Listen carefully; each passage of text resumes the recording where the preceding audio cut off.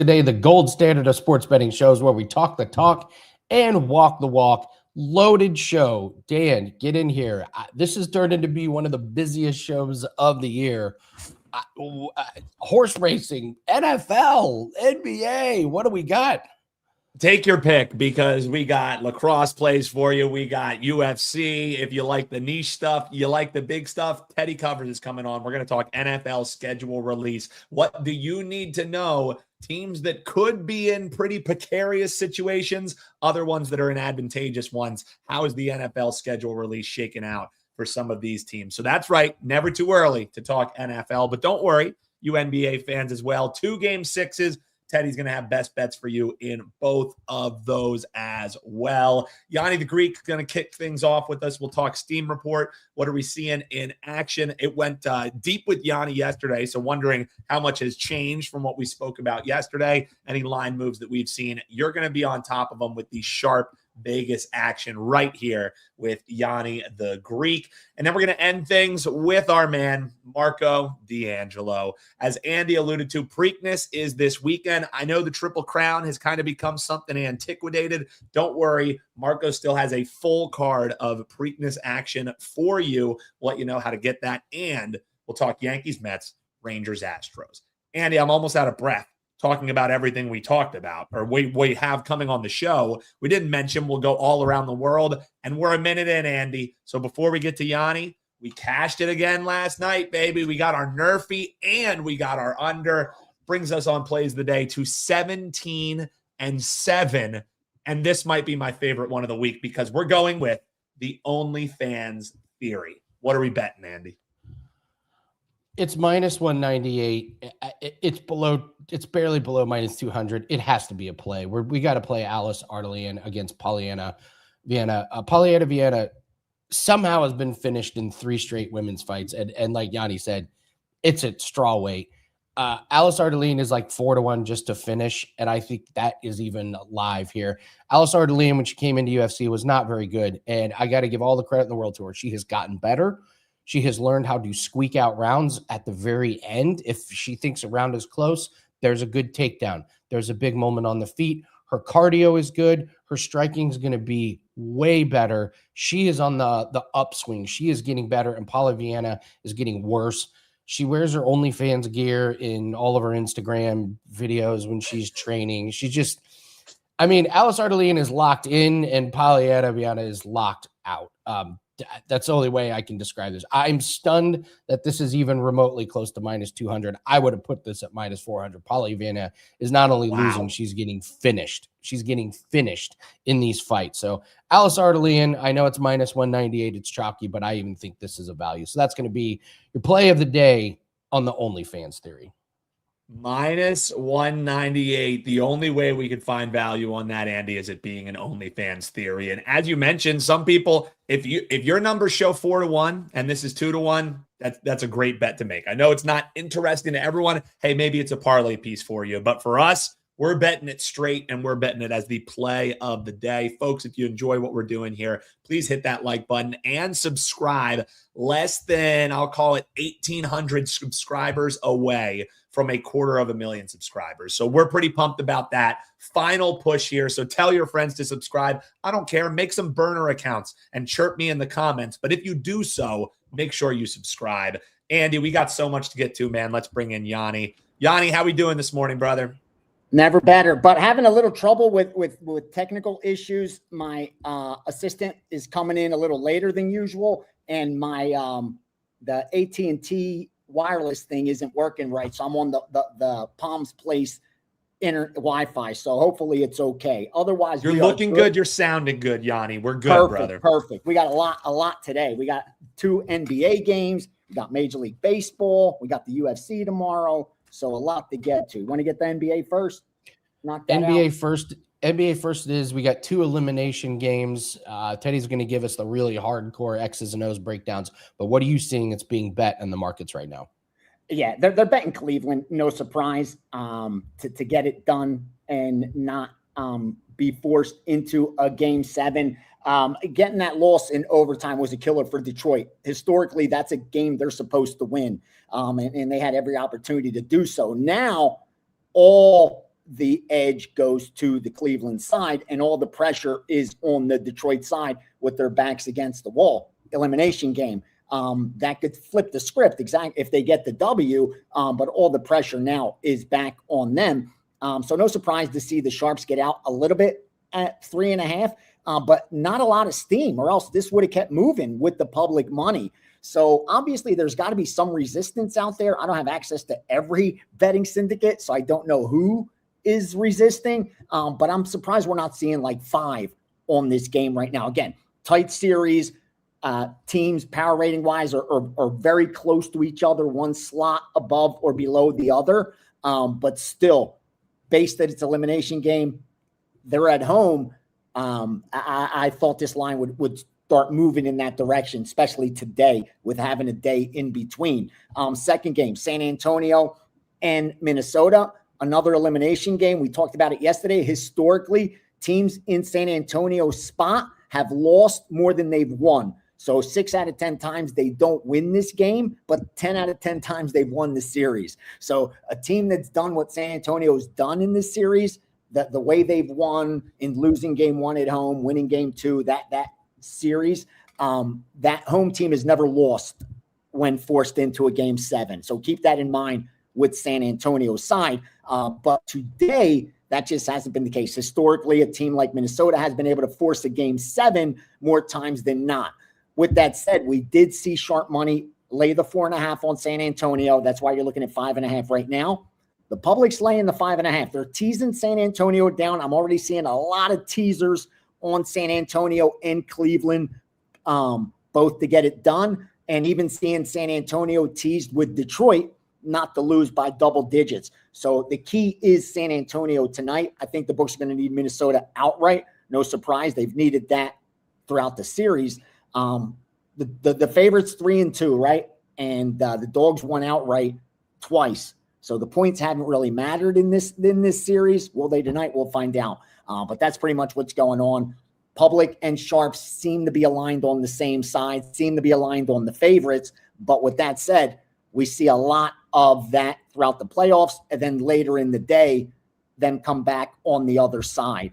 Because again, there's not too many true positions when you get them to the sides. A little more so you could trust the totals, but a perfect example is Detroit-Cleveland. We saw that total move 4 different times over the last 24 hours, where the immediate opener got steamed down from 210 to 209. Then it got bet up from 209 to 211, and now got bet down back to 210. So it shows you how a difference of opinions based on a 1-point move. That's how tight the lines should be at the playoff time. So that's what's going on as far as Cleveland and San Antonio. Favorite money, and they're betting the over in San Antonio as well. That's the public betting the over. Sharps haven't gotten involved. That's why you're only seeing like half-point movement in some of the books from 218.5 to 219. Yanni, I just kind of started to get just a little bit of a headache because this screams money line parlays that get blown to smithereens tonight. Yeah. It's been happening all NBA playoffs. Oh, no. Oh, be careful, guys. Yeah, those dogs have been covering. They've been covering the money lines a lot. Like if the dog's live, it's live on the money line throughout the playoffs. We've seen it in every series, even 1 versus 8, 2 versus 7. It doesn't matter. The points haven't mattered all that much. I like both. I think San Antonio and Cleveland cover tonight, but that's just been a horrible bet for this entire postseason. Not saying it's going to lose tonight, but just numbers wise, gross. A lot of MLB games. No, I don't think we have any day games. Friday seems to be mostly night games. What are we seeing in MLB? And I just got my updated power ratings today to lead into the weekend. And real quickly, I'll share those with you. Number 1, no surprise, are the LA Dodgers.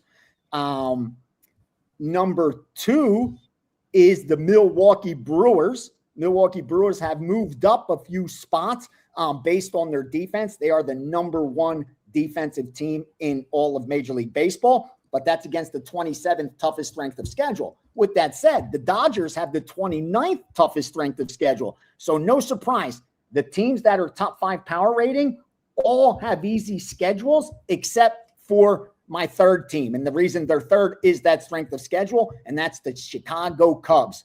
Top 5 offense, top 5 defense, 16th toughest schedule. They've had the most difficult schedule between all those teams that are running hot. Dodgers, Brewers, Yankees, Braves, Padres. All those teams have a schedule of 25th or worse. In the case of the Padres, that is the 30th toughest schedule. So again, no surprise that those teams with the 26, 27, 28, 29, 30th toughest schedule appear to be the best teams in Major League Baseball. But back to the power ratings, Dodgers first, Brewers second, Cubs third, followed by the Yankees and Braves, which are close. Yankees a little bit above the Braves. Those are my top 5 power rated teams. Bottom 5 teams goes like this. The White Sox, followed by the Athletics, followed by the Nationals, followed by the Angels, and the absolute worst team is the Colorado Rockies, who have the number 1 toughest schedule in all of Major League Baseball. But more importantly for them, they have the number 1 toughest strength of schedule moving forward. What we do is we project the next 30 days also, like who they're facing over the next 30 days. And not only have they had the number 1 toughest schedule over these next 30 days, it doesn't get any easier for them. That's the Colorado Rockies, who are power rated wise the worst team in Major League Baseball going into today. So some of the steam so far today, under 12 in Arizona, Colorado. Publix blasting that over, but the Sharps took the 12 out. That's why it's at 11 and a half. 909 Baltimore minus 125. Publix opposite there as well. 911 Miami plus 115. 913 Cincinnati plus 125. They went under 8.5 in Boston, Atlanta. 919 Cubbies. You know, I like those Cubbies minus 130. 926 LA Angels at plus 205 and the over 8.5. And then finally, San Francisco Giants plus 125 and over 9.5. Publix betting that one under. So that stuck out a little bit. Again, it's early here on the West Coast, only 9 a.m., but already some baseball follow through after some overnights got bet. Let's close out with any of your thoughts on UFC, and then we'll see if there's anything on MVP. I've got some thoughts actually on MVP. What are we seeing in UFC? I know I'm really interested in the Arnold Allen fight. How this line's dropping, like, because the sharp bettors that I spoke to all like Arnold Allen, and yet this line's dropping so significantly and keeps moving in that direction. Like on the 11th of this month, they were like, he was minus 180, 190. Now you're looking at a minus 120 for Arnold Allen. So obviously there's short money. It's not the public that's betting Costa, because the public's not tying up their money, even though it's tomorrow. Again, they've been betting it like NBA playoffs, NHL playoffs, Major League Baseball. Most recreational bettors are posting. They don't have credit outs. So they're not tying up that UFC money on Monday, Tuesday, Wednesday, Thursday. So obviously there's sharp money also on the Costa side. No surprise, he's won 5 or 6 straight fights. But Arnold's, the strength of schedule, this is a huge step up for Costa. So I'm interested to see, keep your eyes tomorrow if this moves back up, if those sharp bettors that I've spoke to actually do pull the trigger, because none of them got down yet, because they all saw the line moving in favor of Costa. But everyone I spoke to, the guys whose opinion I do respect, all told me they like the Allen side. So keep your eyes open tonight and tomorrow to see if they actually pull the trigger. And then in the Doo Ho Choi and Santos co-main event, it sticks out to me that it opened as a coin flip, and yet like Doo Ho Choi is being so overlooked here. The Santos money just continued to come in, and I get it. He's won 3 straight fights. He's coming off a impressive, knockout. But Choi's been tested. Like, I mean, he's a guy who's coming out back-to-back wins himself. So I'm a little bit surprised to see it so one-sided on the Santos side. And finally, Wellmaker and Diaz, that one's interesting, because does Wellmaker bounce back? And for them to give Juan Diaz this fight, coming off the Contender Series, like, this is his debut, and they're giving him to Wellmaker, who, prior to that loss to Ewing, like, his potential was the ceiling. I mean, there was no ceiling. He got that first-round knockout in the Contender Series, first-round knockout in his debut, first-round knockout with the performance bonus in his second fight. Then he loses a decision and now they give him Juan Diaz off a contender series win. Like, this Diaz kid must be legit. So I'm interested to see how Wellmaker bounces back. The guys I respect that I talked to throughout the week, they all like Wellmaker. They like the Wellmaker side. But the line doesn't reflect that. Like, again, it was 280 just 2 days ago. Now it's down to 250 at some spots. So are they going to pull the trigger? Or are they just giving out their opinion? That's the key. Now, I want to give actionable information. So I don't want you to just say, okay, you're giving me nothing here so far. I'll give you this. Ivan Ersland, I'm now hoping to be the product of good luck because I took a bad number. I thought he should be closer to a 3-1 favor over Tukos. I really do. I know Ersland hasn't won yet at the UFC level, but there's still skill sets you got to talk about. And with these two fighters, the skill set of Ersland is just way above that of Tokos. The difference is Tokos has a UFC win. He's coming off his first UFC win. Otherwise, this line would be moving in the far other direction. So I now help you guys by, now you're getting a much better number if you agree with me on the Ersland side. Because, again, I laid minus 200. And he's now minus 160. So I placed a terrible bet, but I still think he's the right side. So I know I went a little long. He is the right side. He is the right side. Tokos is awful. He's awful. So let's touch on MVP, this bizarro card that's on Netflix at the same time. It's really bizarre. I'll give you my sneaky plays. I like the over 1.5 at plus 165 on Rousey and Carano. Ooh. I like the over 1.5 in Francis Ngannou, Felipe Lins, and I like Mike Perry. Here's my theory. I don't think MVP wants super quick finishes out of these fights. I don't think it's exciting when your main event is Ronda Rousey ripping Gina Carano's arm off.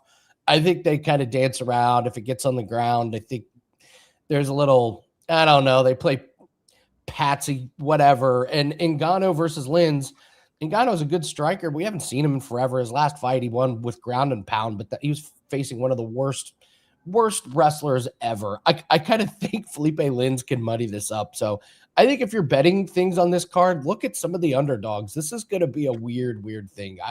Plus money in some of these spots, I think, is pretty good. What do you think? I agree with you, especially on those totals where, it's just automatically everybody thinks that, quick finish, you post 1.5s and heavyweight fight Ngannou and Lins. But I agree with you. I wouldn't be surprised to see that get, late into the second round, or even we see that all the time. Like, if a finish doesn't happen early, the probability of a finish lessens with every passing minute. A lot of, MMA bettors don't realize that once it gets out of the first round, the chances of a finish diminish a lot, like almost by 50%. And then into the next round, it diminishes by another like 50%. So once you get out of that first round, the risk is really eliminated. So that's the key there. And I do agree with you, at plus money, even a split there, you'll turn a profit. If the co-main event or main event give you more than 7.5 minutes, as long as you straight bet those two, you're going to turn a profit. So I definitely agree with you. Finally, I already bet Mike Perry. I wish I would have waited a little longer, but here was my theory. If the sharps agree with me, I got down at like minus 180. And thought it was good till about minus 210, 220 when I sent it out to subscribers. But I thought that other sharp bettors would see what I saw and that this line would move up. And then when the public got involved, it would come way back down. And then maybe I placed an even bigger bet. So I'm kind of sitting back now. That kind of the opposite happened, where it's moving up. It went from 150, 60, 70, 80. So it seems to me like the sharp bettors have already been firing on the Perry side. But if the public comes in heavy on Diaz and drops that line some more, I'm betting again. This is one of those spots where I really do think we're getting the best of it, because a 41-year-old Diaz needs his ground game to beat Perry. And at 41 years old, I don't think it's there. I just think that the wrestling defense of Perry is enough to keep this one standing. And even with the reach advantage for Diaz at 41 years old, Perry's got the power edge. And I think he's willing to take 2 to win 1, and that damage will start to pile up. And Diaz wears it. It shows on his face. So I like the Perry side. I agree with you 100%. And also, don't be afraid to look at the dogs. I agree there as well. You see a lot of these line 300, 450 favorites. They're not all automatic. Look at some of these matches ups. They really aren't that automatic, like you see in some of the PFL cards. in the undercard where, it's almost a setup fight more or less. So yeah, those are some of my reads on MVP. The straight bet I do have is a 4%, and it's on Mike Perry. But I think I'll fire a little bit more between now and tomorrow night. All right. What do you have up for everybody on Friday? I comboed that package together. So the UFC and the MVP, just one package, already 4 bets in there. More will be added. NBA playoff packages going up for tonight. I'm profitable in the NBA playoffs. I'm profitable in the NHL playoffs. The only thing we need to catch up on right now is Major League Baseball and MMA, which I feel extremely confident in. Baseball, we have a big sample size still to come. And with MMA, it was the chalk that cost me. We still have a long season ahead. So yeah, big couple days. Hope we do some damage. Steam room tomorrow. Don't forget. And best of luck to all this weekend. Thank you, Yanni. Appreciate Thanks, it. boys. Yanni on a Friday, getting us ready for the live UFC show tomorrow is going to be wild, Dan. We're going to be watching UFC and relics of the UFC. With Rousey and Carano.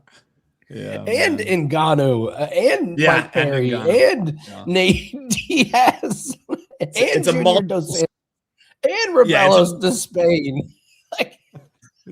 It's a multiple screen day for sure, Andy. And yeah, it seems like what's old is new. That will be the theme of this weekend. Yeah. So 4% NBA best bet goes tonight. We got double elimination game. There was one prop that I thought really stood out. So 4% NBA best bets have been absolutely phenomenal. Plus 27 units just on these. So we got an MLB play that is attached with that. Dan has 2 lacrosse plays that are up for half price. I think we're going to talk about a third one in all around the world. That's going to be added to the client card as well. So we got a good day. I got cooked yesterday at the PGA Championship. I thought the course was going to play easy. It did not. The greens were fast. The wind was good. Everyone got duped. The players got duped. The players were, this is going to be easy. This is going to be easy. I did. So we got some work to do. We got Scheffler. We're rooting on Scheffler, rooting on Aberg. We're rooting against Bryson today. And the cricket department is in the house saying the cricket play is incoming. So we got a lot of good stuff for the weekend. 3-day pass, probably the best way to go. Not probably, it is the best way to go. $49, we can lock in 3 days. You can join RJ, who we just gave the 3-day pass to, but for $49, you get 4% NBA play, as well as Dan's lacrosse, as well as cricket, as well as UFC, MVP, NHL tomorrow, MLB, WNBA off to a 4-1 start. So lock up 3 days. It's a busy weekend. So really excited about this. All right, speaking of busy, Teddy Covers on a May 15th gets to tackle 2 elimination games and the NFL schedule release. Teddy, this is only Teddy. You were meant for this. Happy Friday, man. How are you? Sure. We were hoping that we'd have games for this Friday, NBA games to talk about, and we ended up not just 1 but 2, and 2 elimination games, meaningful games, and obviously with the NFL schedule release last night. And I'm not going to lie, all right, I have not gone through every team's schedule with a fine-tooth comb yet, all right? They just came out last night. That said, I have some initial impressions. There are a handful of teams that stuff really stood out to me. And, of course, we'll talk about it and how it relates to season wins and how it relates to how we're going to think about these squads. So, for me, the NFL schedule release, that's the start. NFL season has started now. The clock's tick. The lines start to move. Look at the Odds Logic live odds screen. We have NFL Week 1 numbers that are populated now. It's wonderful. This is the clock starts ticking today. The draft's behind us, but it's a schedule release that says now you can get to work. Who's playing when, and that matters a lot. Well, Teddy, you're forgiven that you weren't able to go through every team's schedule within the last 16 hours. Come on. You're forgiven. You're forgiven. And this is going to be a great special because I'm going to talk about NBA with Teddy, and Dan's going to come in and talk NFL schedule release. And Teddy, as obsessed as you are with the NFL schedule released, I am as obsessed with the NFL schedule release videos, and I will be breaking down the top 5 and the bottom 5 right after your segment. So you get NFL schedule release and the NFL schedule release video breakdown right here on WagerTalk Today. But let's talk NBA. We got 2 monster games here. potential double elimination or potential double game sevens coming up. Let's start with the Eastern Conference, the Cavs and the Pistons. I foolishly said the Cavs. I think I even said this to you. I was like, oh, the Cavs, they look terrible. And boy, they have righted the ship, and now it's the Pistons who are reeling. We got Cleveland -4 over under 210. Do the Cavs close this one out? Can the Pistons cover? Can the Pistons extend? What do you make of this game? So we certainly haven't seen anything in this series that indicates that there's a lot of separation between these two teams. And game 5, which went into overtime, told us that pretty clearly. Now, the fact that it's a short turnaround time, unlike the T-Wolves Spurs, who got an extra day here, this has been 1 day on, 1 day off the entire series. I don't think the short turnaround time helps Detroit. And I don't think Detroit's the better of the two teams. So those two factors are pretty clear. And when you blow a 9-point lead at home in the last 2.5 minutes of a playoff game, not going to hit the highway, it's hard to rebound from that. And the Pistons have been as good a character team as there is in the league this year.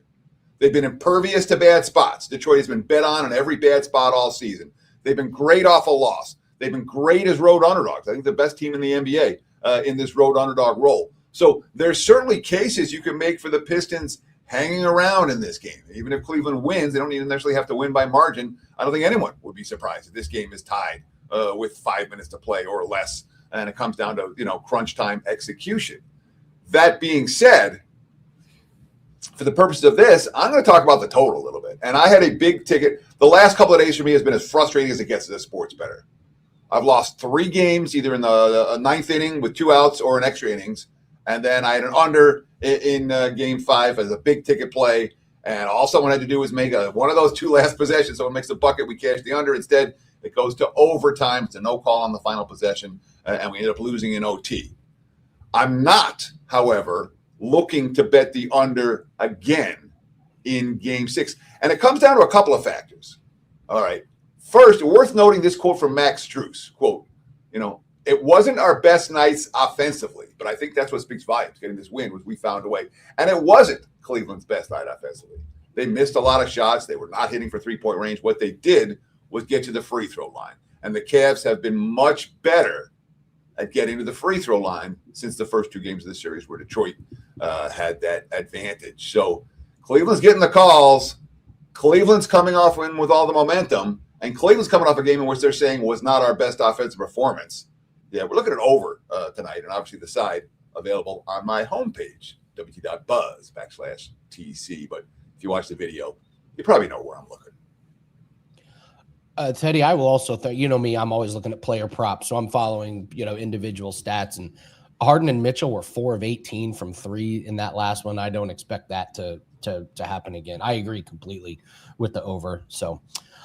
All right, the game I'm most excited for tonight, I have a ticket on the Spurs -1.5 games in the series, and my heart absolutely sank when I saw Wembanyama just clock Naz Reid and get thrown out of the game, and they couldn't recover. But we got the Spurs -5.5 over under 218.5. I know where I stand on this game. Where do you stand?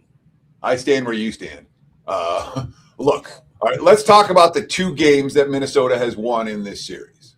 All right. They positively I'm not going to say they stole game 1, but it's a Spurs team. And again, looking at the Odds Logic live odds screen right now, I'm seeing San Antonio mostly -5.5 out there, total sitting in the 218.5/219 range for game 6 in Minnesota tonight. And we look at the 2 games that the Timberwolves have won in the series. They won game 1. They caught San Antonio off a week off layoff, a long layoff. And Anthony Edwards was great in that game. And the Spurs looked like they hadn't been here before, which they hadn't. Since that time, since game 1, San Antonio has clearly been the better team by margin. And the one game that Minnesota was able to win, it came because Wembanyama did what he had to do. I don't blame Wembanyama for getting tossed. I don't blame him for throwing that elbow. The dude was getting mugged. It happens, and you want your leader showing that fire. And Wembanyama certainly did that for San Antonio. And obviously since Wembanyama threw that elbow, yeah, they lost that game. But Last time out, not competitive, 126-97. And the quotes coming from Minnesota, Anthony Edwards. I don't see nobody in our locker room that's too worried. There's another basketball game. Come out, put your boots on, and get ready to go to war. Sure. That being said, his other quote was, some of the stuff Wemby was doing, you don't really have an answer for. You just hope he misses. Good luck with that. It looks to me, I'm pretty confident that San Antonio is going to win this series. And we start talking about game 6 and game 7s, really game 5, game 6, game 7. In general, at that stage of the postseason, at that stage of a postseason series, I'm not looking for reasons to bet on the team I don't think is the better of these two teams. So for me tonight, very clear choice. Spurs or pass. I do not want the home underdog. Just got to hope he misses. I mean, it's kind of true. The guy's 9 feet tall. You're not blocking him. So, the tour de force of Wemby when he had 16 points in the first few minutes of that game was pretty amazing. So, great breakdowns, Teddy. I'm with you on both of those plays. I agree completely. So, tell everyone what you have up for today on Friday. We got a 3-pack posted right now. 1 in the NBA, 2 in MLB. MLB's been rock solid. We're up, what is it? I don't know. How much am I up? I'm hitting better than 60%, plus 39.3 units in MLB action. That takes all the way back to last year. The NBA playoffs run, I lost the big ticket in overtime on the under, which was really freaking frustrating. But we're still on a 75% run going in today, and we're looking for our 5th consecutive winning postseason, 121-89. Over the last 5 years in NBA playoff action. So 3-pack up and available on my homepage, wt.buzz/TC. I love it, Teddy. Well, man, what everyone really wants to know about is this NFL schedule release. I mean, the NFL is king after all, my friend. It's unbelievable. It really is. And a couple, it is like at Christmas. If you're on any social media yesterday, that was kept refreshing. Couldn't find anything but people's thoughts on, oh, my team got screwed. Oh, my team's playing this. So, Teddy, what were your initial takeaways? Because I would say, I'm wearing my Eagles stuff today. They play on Thanksgiving. They play on Christmas. The back half of that schedule, they have a whole bunch of travel. They go to London and they don't get a bye after that. I believe they're playing a team who's coming off a bye. So I dove into the Eagles schedule and was like, damn, on the surface, it looks pretty easy. And then it kind of sucks. So that was my takeaway. What kind of stuff did you find when you were diving in, Teddy? Again, this is first look. All right. This is, I went through every schedule once. So I haven't, gone and said, but just stuff that jumped at me. All right. And we're going to start with the easiest thing people are talking about. No primetime games versus most primetime games. The no primetime games teams. That means we expect nothing out of them. And they're all nothing teams. The Jets, the Raiders, the Titans, the Cardinals, the Dolphins, all of whom, the 3 of the 4 all tied with 3 wins last year. The 4th, Miami, is headed for that this season. So the no primetime games, the Jets, Raiders, Titans, Cardinals, and Dolphins, those are all teams that if they're decent, you're going to make money with them because you're never going to see them on TV, and the betting markets and the NFL have already crashed them. So you can find one of those teams that's decent, they'll be moneymakers. You look at the most primetime games, the Rams, the Packers, the Chiefs, the Bills, the Seabags, no surprise there. And again, it's the exact opposite of the most primetime games, or the fewest primetime. If you find a team that's in primetime every week and they don't deserve to be there, they're not what they were last year, their money to be made betting against. But these are teams that the league wants to succeed. They don't want another, hey, let's get the Jets on primetime 7 times and then watch Aaron Rodgers get hurt in week 1. So Rams, Packers, Chiefs, Bills, Seabags. The interesting stuff to me is always how the schedule lays out. And that's why I don't make season win bets until I see how the schedule lays out. I'm going to give you some comparison between teams that are hard start versus easy start. Let's talk about the Buffalo Bills and what they have to do to open the season. Buffalo, at Houston, Detroit, they have the Chargers, they have the Patriots, they have the Rams. That's the first 5 weeks. Tough. 2 TV games during that span. After that, they got Baltimore, Minnesota, et cetera. But that first 5, would it be a shock if Buffalo starts 2-3? They may be a good value team a little bit down the road, or they may be a team you say, hey, this team gets off to a rough start. Maybe we look at Bills under their season win total. That's something to consider. But that Houston, Detroit, Chargers, Patriots, Rams, that's a tough first 5 games of the season. Denver's a similar story. They got KC to open up the campaign. They have the Jags, the Rams, the Niners, the Chargers, the Seahawks. Then they have Kansas City before the bye. And after the bye, they got Vegas and Miami and the Jets and Vegas again. So there's a real chance for Denver to get off to a slow start. And mid-season, the Broncos might be a real value-laden squad. Then we look at the easy start teams. Look at Baltimore. Oh, Baltimore's got a new coaching staff. Baltimore, are they going to re-sign Lamar Jackson, et cetera, et cetera? Baltimore starts. They got Indy, New Orleans, Dallas, Tennessee, Atlanta, Cleveland, Cincy. That's not a tough slate the first 7 weeks of the campaign. It really isn't. So Baltimore has a real chance to slide in to a positive expectation situation with their new coaching staff. Tampa Bay, another team like the Ravens that really stood out when it came to who doesn't have a tough early season. Tampa. They got Cleveland, Minnesota, Dallas, Pittsburgh, mediocre and bad teams. Carolina, Atlanta, Chicago. I mean, it's not a rough start for the Bucs the first half of the campaign, not by any stretch of the imagination. And of course, I saved one team for last. Dan, you want to introduce us? Yeah, this is one of my favorite things ever. In prepping for the show, we usually go back and forth with the guests. Hey, what are you guys talking about? Teddy wrote Arizona Cardinals. And before the show started, Andy goes, is that going to be good? Is it going to be bad? I go, well, if it's the Arizona Cardinals, Teddy, I'm going to assume it's a negative. What do you have on the Cardinals and their schedule, Teddy? So Arizona is lined as, I think, the single worst team in the league this year. Their line is a 4.5 win team. And you look at this schedule, all right, this is how they start. At the Chargers, Seahawks. They got San Francisco and the Giants, then Detroit, then the Rams, then the Broncos, at Dallas, at Seattle, at the Rams at home, at Kansas City. That's 0-11, my friends. Okay, maybe it's 1-10, maybe it's 2-9 if they steal something from somebody, but that is an underdog and a big underdog in every one of those ball games. There's not a game that we expect Arizona to compete. So we say, oh my God, what a great bet. Let's bet Arizona under their season win total. This team's going to stink. Well, one of the things we look at is teams that are going to get off to crappy starts. What are they going to do down the stretch? Look what they have down the stretch. They got Washington at home. They got Philly in a flat spot. They got the Jets at home. They got to travel to New Orleans. They got Vegas. They can win all of those games. So you could have a team that starts 0-11 and then finishes 5-12 and goes over their win total by a half a game. Arizona, given that circumstance, all right, given how rough that start to the schedule is and how all their easy games are later in the campaign, they may be a value-laden team come December if there's still hope for that squad, if they keep their character up with which there's potential for.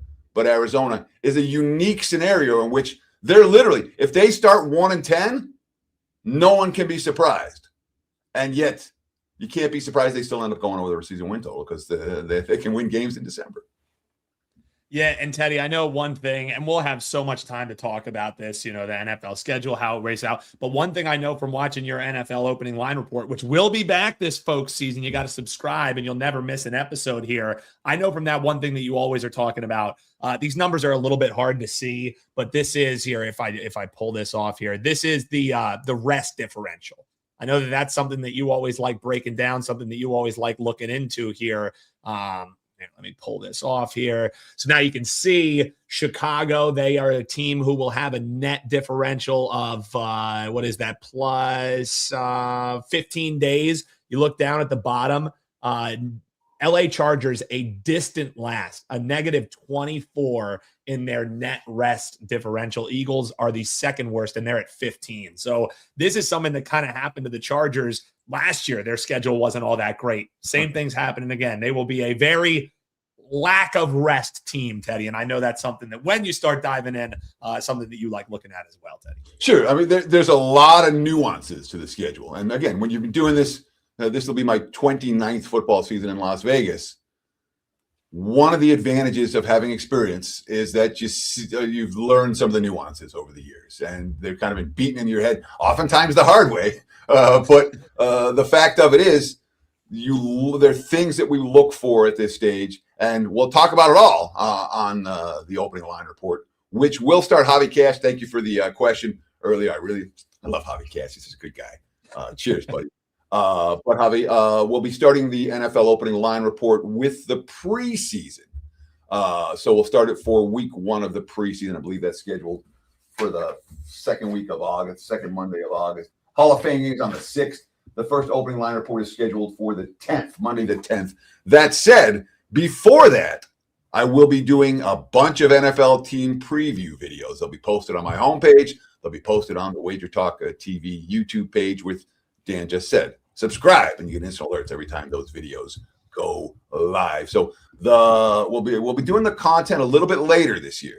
Last year I was trying to get everything up before the All-Star break, and nobody wants it in early July. It's just a little bit too early. So this year we're gonna go late July, beginning of August, and I'll punch out a whole bunch of NFL content for you. And we'll start the opening line report every Monday, bright and early, 8 a.m. Pacific time, starting on the 10th of August and running right through the Monday after the Super Bowl. Teddy, always a pleasure, man. WT.buzz/TC. Go check out that trifecta. Stay hot, Teddy, and we'll talk to you soon, brother. Thank you. Cheers, guys. Thank you. Appreciate it. Yeah, if you want, teams, or I saw this comment here. What was it? They were asking about the Bucks season.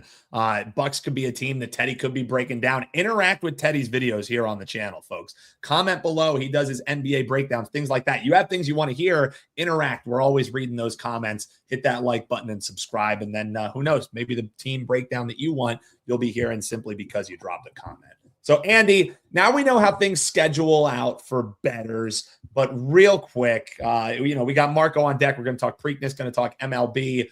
You and I both, we love the schedule release time, not because we can start betting NFL games, but because the schedule release videos, Andy, are one of the funnest parts of the NFL calendar. And you, my friend, have amassed power rankings on all of them. Yes. This is one of the better things that the NFL has come up with. This gimmick is truly fantastic. So what we've got here is the top 5 and the bottom 5 of the schedule release videos. And then I've got some notes on some other ones. So listen, the Titans football team may not be great, but they are reigning supreme with their schedule release videos. They are number 1. And this is almost more of just the last few years, they've crushed it. They did a man on the street style where they pick somebody that looks like somebody from the opposing team. Like vaguely. It was so well done. They are the number 1. It's going to be hard to knock them off the pedestal because they're really good. The Seahawks and their fragrance commercials, I just loved. I thought that was so unique, and I didn't get it at first. And then I got halfway through and I was like, wait a minute, this is really good. So I started it over and I was like, okay, that's a fantastic one. They crushed that one. The Cardinals and the Zoom call with the mascots was brilliant. That was a really good one. I got that one coming in at number 3.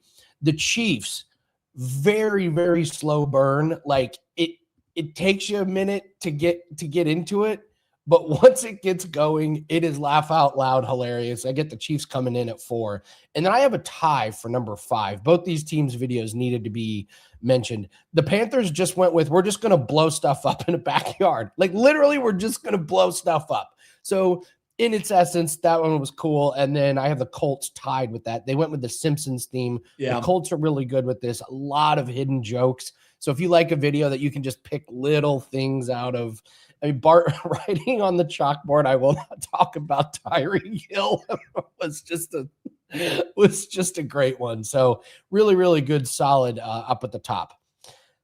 The bad news is there was some awful release videos. The Commanders and their science experiment was really atrocious. It's the number 1 bad one, and there was a few to pick from. The Buccaneers tried to do a Baywatch spoof, which was awful. That fell flat. Yeah. The Packers, what was that? The arcade theme? How do you make an arcade theme boring? That it takes real skill. That one was awful. The Bills corporate meeting was a disaster. That one is you start over. You come up with a new theme and you just start over because that one was just terrible. How do you have one of the most electric fan bases in sports, Andy, and that's what you come up with? Like, you could have done a million different things, playing on Bills fans, wings, all that good Mafia. stuff, and they come up Bill with Mafia. That's what they came up with. It was terrible. And then the Falcons tried to do a spoof of the old Sports Center commercials, and that was an atrocity. If you're going to spoof classics like the old Sports Center commercials, then you got to get it right. Get a better writing team. Yeah, you need a better writing team if that's what you're going to go for. Yeah. Honorable mentions. My favorite was probably the Bob Ross from the Chicago Bears. The problem is I don't think the younger generation gets it. So if you watched Bob Ross and you know Bob Ross, what the Bears did with Roma Dunze doing a Bob Ross impression, painting the schedule release was brilliant. That was actually my favorite. I just don't know if it hits with the younger generation. And then the Dan and I special has got to be the Vikings. The Vikings went for a true foodie and they nailed it. They crushed. I don't think a lot of people are going to get a lot of the nuances. It was very, very niche. So Dan, and I loved it because Dan, you sent me a message saying that you love that one too. I was like, this is totally Andy and Dan.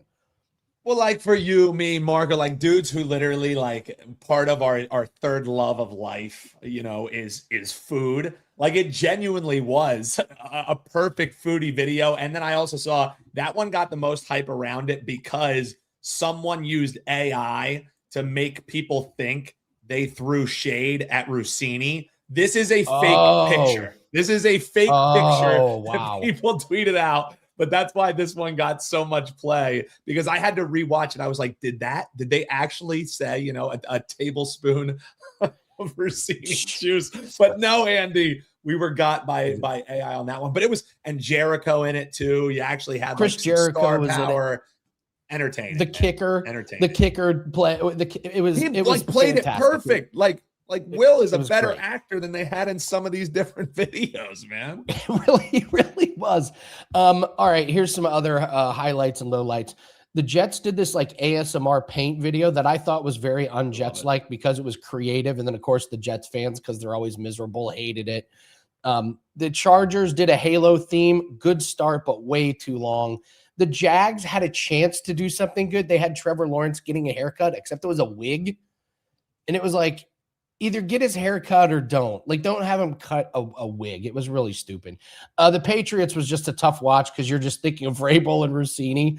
That was a no-win situation. True. The Cowboys video is 8 minutes it's 8 minutes. Guys, you get 3 or 4 minutes. Rams almost nailed it with the food theme, but they lost the plot. I love how the Bengals didn't get the memo. They just tried to run a commercial promoting their team. It was terrible. The 49ers video was an acid trip, and I'm pretty sure it was because of the electrical grid.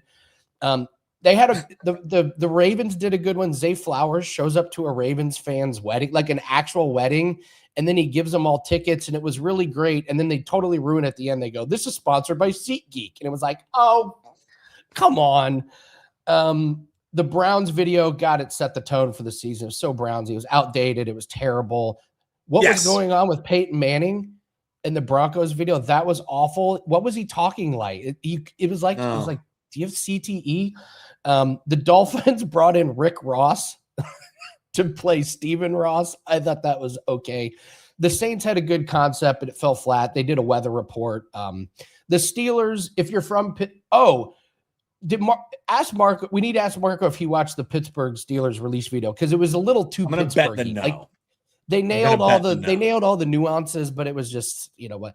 And then the hilarious one was the Raiders. They did Mendoza, Step Brothers. It was pretty good.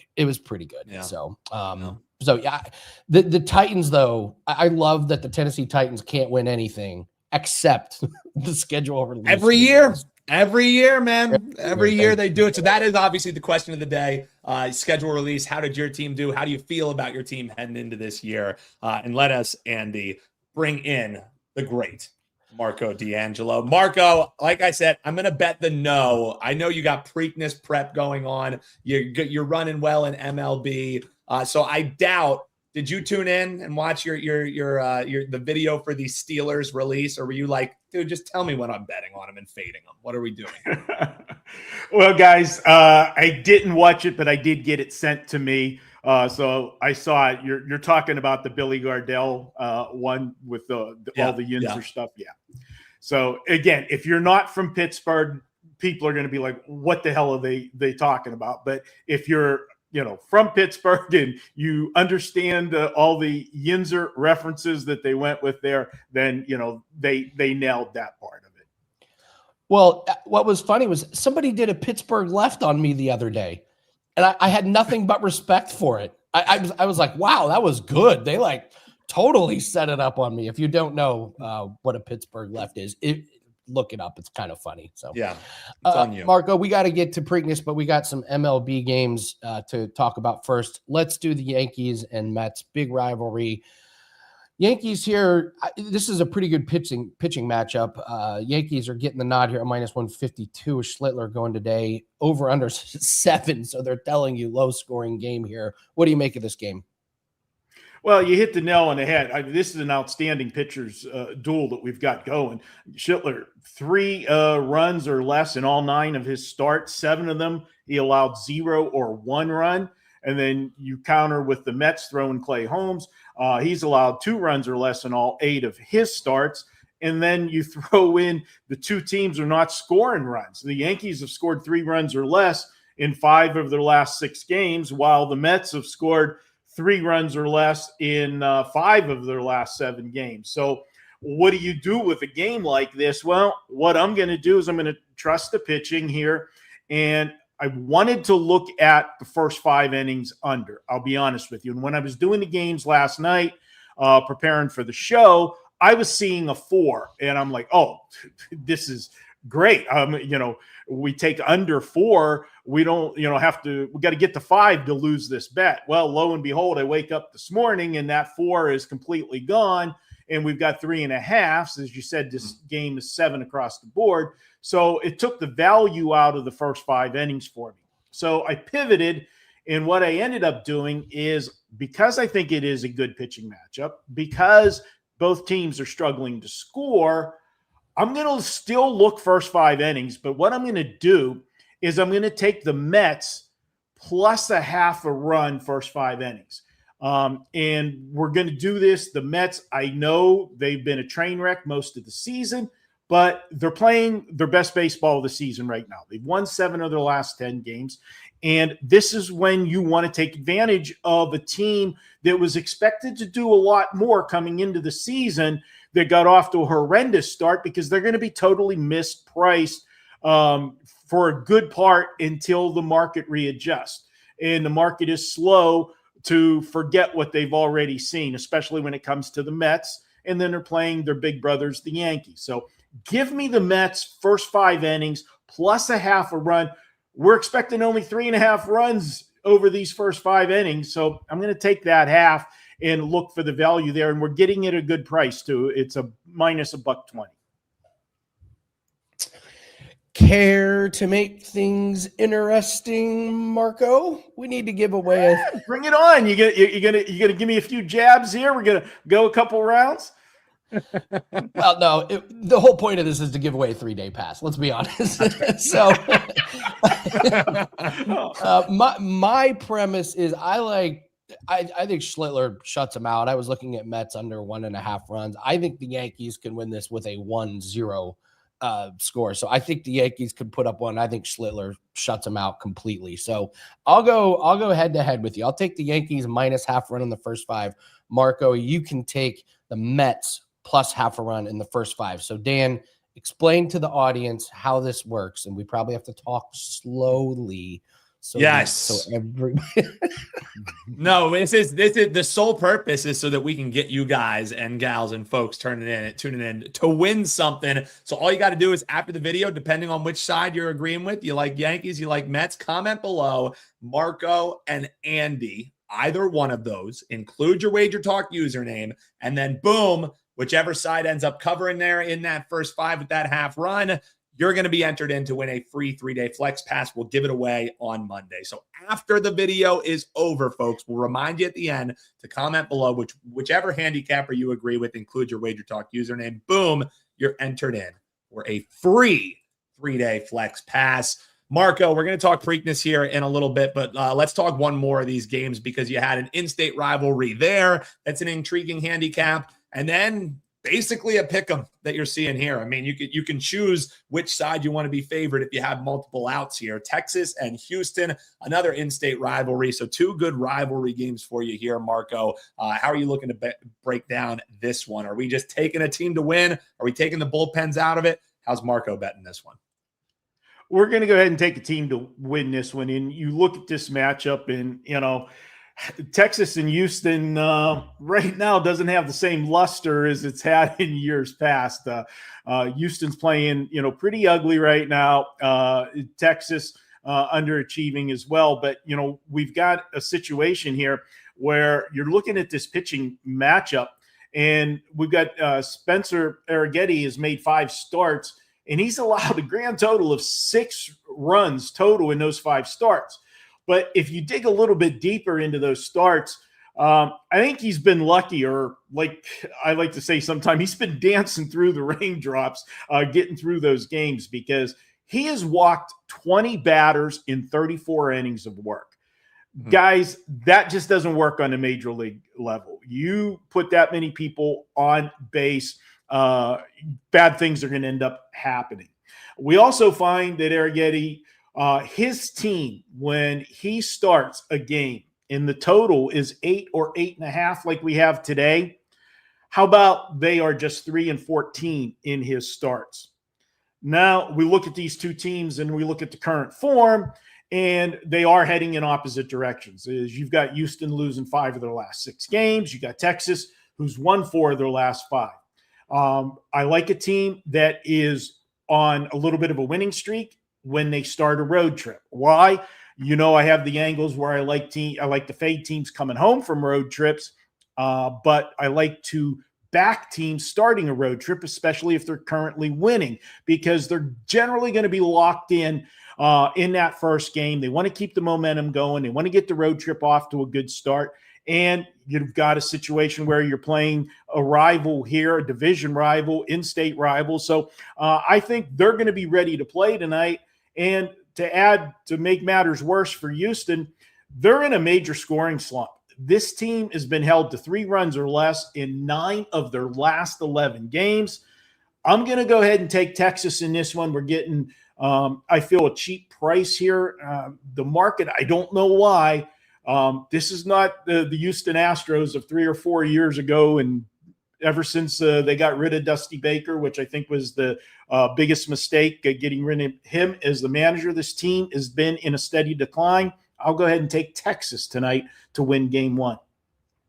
I love it, Marco. Texas on the money line. Marco, what do you have up over at your page? We're going to talk Preakness here in just a second. For those of you checking out the ponies, if you've never bought from WagerTalk before, we have a hell of a deal for you where you can grab the entire Preakness card for just $2. We have a code for you returning customers as well. But Marco, it's going to be a big weekend for you and your clients, not just in the ponies, but elsewhere. But these are 2 great promos, man. Yeah, guys, we've been running good. 5-1 the last 2 days. Short term, long term, we're up 58 units since February 5th for our clients. And again, I don't lock myself into having to have an NBA play or a hockey play or a baseball play every day. I take the sport that I feel we've got the best value in, and we'll put those plays out. And it's paid dividends for us. Like I said, 5-1 the last 2 days. We've got a monster card, coming today and tomorrow. I've got today the Black-Eyed Susan. And if you're wondering what the Black-Eyed Susan is, that's the female division of the Preakness. That goes today. I've got a horse I love in that race. It's part of my Friday all-access card. You can pick that up over at WagerTalk Today. But tomorrow is when it really gets serious, guys. We got a full slate of games tomorrow. Baseball, you'll get all my baseball plays, any other hockey plays we've got going. NBA, I don't think there's any NBA tomorrow. but we will have everything that we've got going, including the Preakness. And I'll have a few races on the undercard as well for the Preakness tomorrow. And as Dan said, if you've never bought anything at WagerTalk before, you can pick up that $39 package for just $2. But hey, I got you guys covered. If you are a returning customer, I want to help you guys out too. You can pick up tomorrow's card for $10 off if you use coupon code PREAK10. The other coupon was PREAK2, and you can get $10 off that card tomorrow. But hey, guys, you want to lock everything in? The way to go is grab the 3-day package. It's $49. That gets you everything. You can pick up Friday. You can pick up Saturday and Sunday. You'll get every play I have. All sports, doesn't matter. It's included. Check it out over at wagertalk.com. Go to my homepage, wt.buzz/MD, if you want to go straight to my homepage.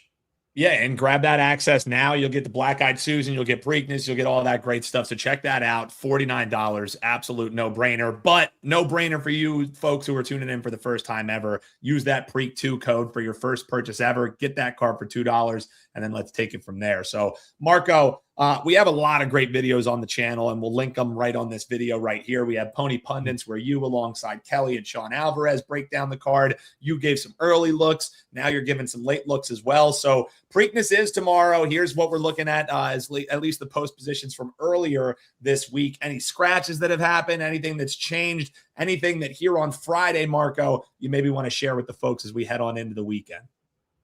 I'll tell you what, guys, I think this is a great betting race. If you look at the odds board there is no clear-cut favorite in this race, which makes it great for the bettors. Now, we're minus some of the big-name horses that raced in the Kentucky Derby. Mainly the winner and the second-place horse didn't come to the Preakness this year. So that left things wide open. But when you see my plays for tomorrow and the breakdown on the horse I'm using on top and understand why I'm using it, and then using it in, exotics and trifectas, exactas, trifectas, some daily doubles from the race before carrying in, lot of ways to make money on tomorrow's card. There is a local horse that I think is going to end up getting probably over bet. It's a very intriguing horse, the number 1 horse, Taj Mahal. This horse is 3 for 3. All 3 races have been at Laurel, which, by the way, guys, if you don't know, this race is not at Pimlico this year because they're doing renovations there. It's being held at Laurel Park, a little different size track, a little wider turns, but it's a local horse with the leading trainer in Maryland, Brittany Russell, female trainer, and the horse is driven by her husband. So there's a lot of subset stories to this. We know how much the headlines were from the Kentucky Derby with a female trainer. So I think you're going to get just about every woman betting the Preakness tomorrow is going to bet Taj Mahal for it. And I think the horse is going to be over bet, creating extra value for other horses in that race. And we're all about value, guys. We look for it in sports. We look for it in horse racing as well. And that's what makes it a very intriguing race tomorrow. I love it, Marco. Check him out, WT.buzz/MD. Marco, stay hot, my friend. Enjoy the stakes this weekend. Go ahead, Marco. Don't forget the deli. We got the deli video coming out later today. And if you tuned into the deli last week, you ate pretty freaking good over the weekend. We went 3-0 with the deli. So we're going to be serving up some stuff today. I'm going to take a look at that Buffalo-Montreal game tomorrow in hockey. And then I'm going to preview the series between the Vegas Golden Knights and Colorado. So tune in for that for some free winners. Yeah, and folks, all you got to do, hit that subscribe button. Like we said earlier in the show, we're less than 1,800 away, Marco, from having 250,000 subscribers. Would you ever have thought when you and Prez kicked off this venture, you'd be talking about 250,000 subscribing to our channel, man? Absolutely love it. And what you do, Marco, is a huge part of it. So appreciate it, man. Check out the deli, and best of luck this weekend, Marco. Thank you. All right. Have a good weekend, guys. Appreciate it. Yins, have a good weekend for sure. WT.buzz/MD and that code PREAK2. Again, folks, if you're tuning in the first time, hey, first thing I'm going to ask you to do, hit that subscribe button. Second thing, use that PREAK2 code and become a client over here at WagerTalk and grab the whole card for $2, man. Prop to throw out to all you horse racing enthusiasts. Over or under 1.5 jockeys to compete in the Preakness that get caught up in a cockfighting ring. That was pretty wild. That was pretty wild. The two guys who are rubbing out, or finishing the race against each other. Video comes out this week that they're at a cockfighting ring down in Puerto Rico. So it's the least surprising thing I think I've ever seen about a story that's supposedly shocking. It was like, can you believe these two Puerto Rican jockeys were involved in a cockfighting ring? Yeah, absolutely. 100%. I can see that. Not surprised in the slightest. So, all right, let's do all around the world, and then we'll get out here. Man, what a show! What a packed show on Friday. So loaded, let's give man. Absolutely, give out a couple free plays. I'll let you go first, Dan. You got to play. This is going to be uploaded for clients. This is in the PLL. What do you like? Yeah, we just sent it out. We were waiting to see what the rosters were going to look like to lock this one in. But yeah, we're going with the Boston Cannons tonight. And our friend Lino, they are called the Boston Cannons, but they don't reside in Boston. So I think you'll be allowed to bet this one. So Boston Cannons plus 1.5, taking on the Carolina Chaos. I won't bore you guys with the breakdown. Basically, the thing for me is, Boston, this will be their first game. Carolina has a game under belt. It was a game that they didn't look particularly great in, and they ended up losing in that game. And now they're favorites. They're favorites for only the 15th time since you've been able to bet the PLL. So over the past 6 years, this is only the 15th time we're saying Carolina Chaos should be favorites. They're 4-10 against the number when they are favored, and they're playing a team who thrives as underdogs. In that same span, 14-6 against the spread as 1.5 underdogs. I like them. I like them outright. Take the 1.5, but also sprinkle that money line. So that's a client play that will be up there for clients. You're getting it for free tonight at 6 p.m. Take the Boston Cannons over the Carolina Chaos. I will do a prop here in the WNBA. I really like this one. This is the Sky versus the Mercury. Rickea Jackson over 16.5 points. She's gone over in the first two games, 19 and 18, but she's not even shooting the ball well. It's volume. 16 field goal attempts per game. What the key is, she's making 6.5 free throws per game. She was only 1 of 4 and 1 of 5 from 3-pointers. I actually expect her to shoot better. And the Mercury, they pulled the upset in the first game, and it threw everybody off the scent. The real Mercury showed up. They lost the last two games. They gave up 95 and 88 points. The Sky are coming off of a game where they scored 68 points. So I think you got Rickea Jackson, who's actually going to increase her shooting percentage. Mercury are giving up points. Sky should give up some more, should score some more points. So I like the 16.5 number. That being said, if she hits, I would look to the under, because here's one thing I've noticed in WNBA. These props do not go on the streaks that some of the other sports do. Like, if you have a WNBA player that goes over her point total like 4 games in a row, start immediately looking towards the under in the next game. Their streaks just do not go that long. So, all right, that's going to do it for us. Pour one out for Jacob Trouba. Dan, Jacob Trouba for the Ducks got eliminated last night. We did cash his over 1.5 shots on goal last night, one last time.